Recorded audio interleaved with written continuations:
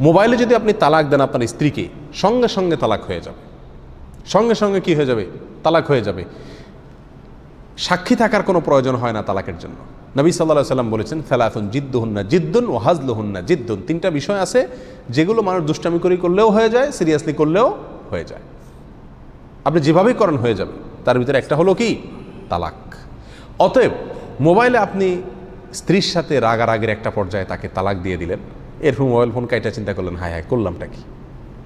বা কিছুদিন পরে মাথা ঠান্ডা হওয়ার পর চিন্তা করলেন করলামটা কি? তখন বললেন, না আমি তো সরাসরি বলি নাই, আমি বলছি কেউ তো শুনে নাই, কোনো সাক্ষী ছিল না।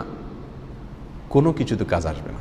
আপনি মোবাইল ফোনে যদি তালাক দেন স্ত্রীকে, সঙ্গে সঙ্গে কি হয়ে যাবে? তালাক হয়ে যাবে।